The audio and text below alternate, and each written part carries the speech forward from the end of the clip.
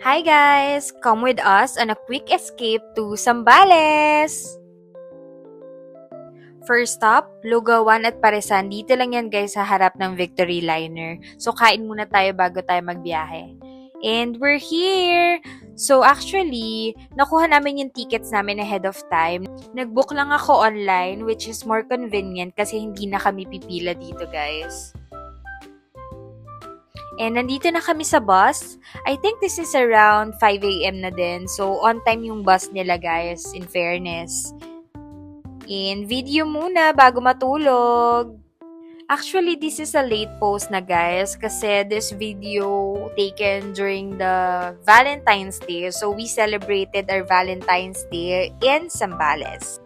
This is around 10 a.m. Nasa Olongapo City na tayo, guys. So, medyo malayo pa tayo para dun sa pupuntahan nating beach resort in Candelaria, Zambales. So, 3 hours na biyahe pa to, guys. Grabe, nakakamiss yung ganitong view, yung ganitong ambience na nasa probinsya ka. Ang tagal ko rin bago nagbakasyon ulit dito sa Zambales and it feels so good. Sobrang excited na kami. And at 12 noon, nandito na kami sa Uyakon Plaza in Candelaria, Zambales.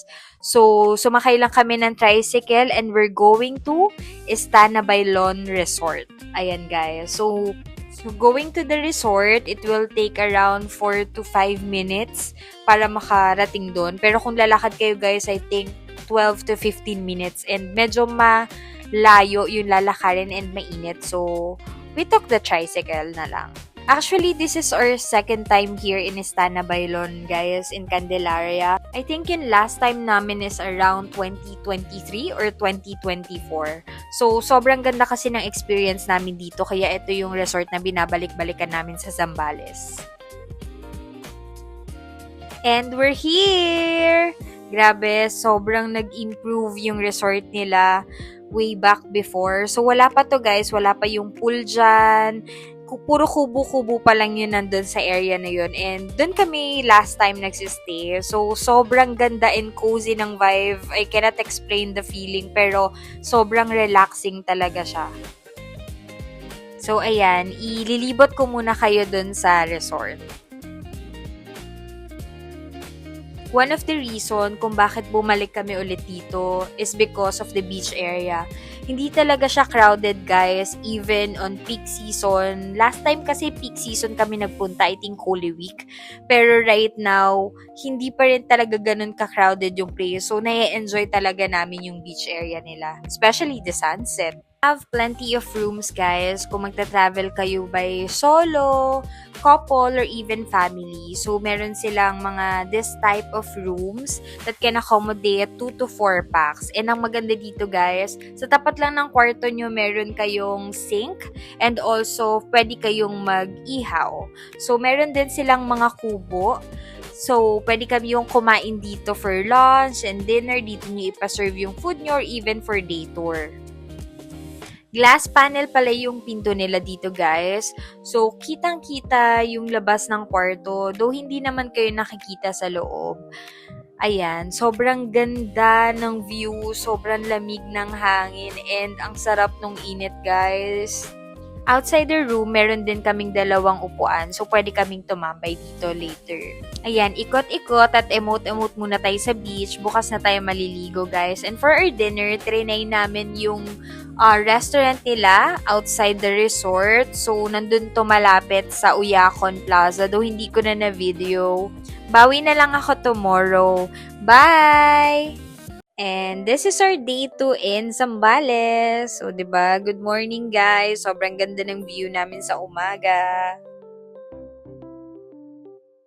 Maga kami bumangon ngayon, guys, kasi mamamalengke kami. So, 5 minutes away lang naman yung palengke dito using the tricycle. Sobrang aga namin, wala pang ibang guest. So, kami pa lang yun nandito. Hindi ko na na-video yung palengke tour namin, guys. Pero bumili lang kami ng liempo, chicken for inasal mamayang gabi, and tinapa for lunch. So, ayan si Paul habang nililinis niya yung karne namin. At ako naman to, nagkakape as a Disney princess.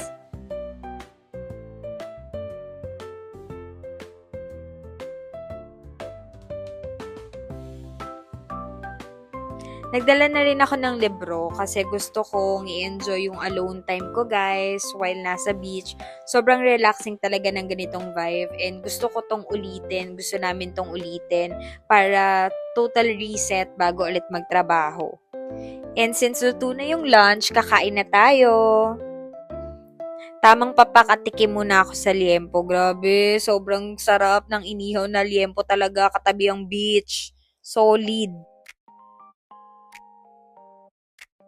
Ayan, sabay-sabay tayong matakam, toyo na may kamatis, tinapa na may kamatis, na may itlog na maalat, at liempo. Grabe. Yung rice pala namin guys, binili lang namin yan dito sa resort kasi wala naman kaming dalang rice cooker and bigas. So, convenient na rin yan, at least diretso order na kami dyan. Meron din silang utensils, lutuan. Kung gusto nyo magluto, pwede naman. Pero kung meron kayong sasakyan, I suggest na magdala na lang kayo ng sarili nyong lutuan para mas convenient sa inyo. And also yung mga utensils and plates, much better kung meron sarili kayo. Since masyado pang maaga at mainit para maligo, nagbasa muna ako ng libro and si Paul naglaro na muna siya. So, kanya-kanyang me time muna kami for now.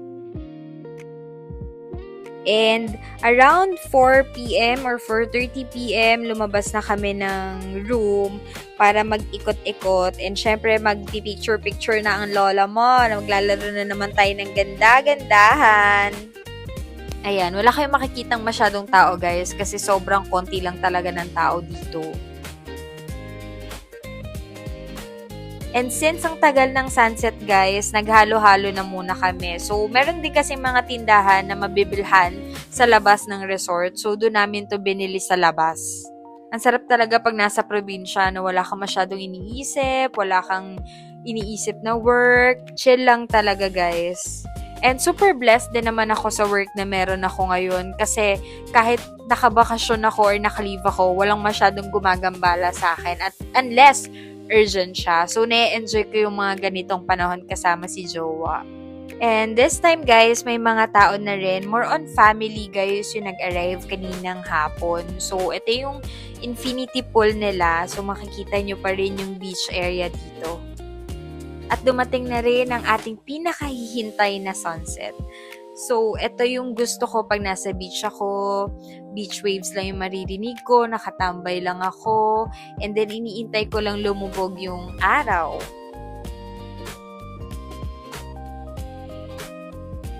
And after this, nagluto na rin si Paul ng dinner namin, which is chicken inasal.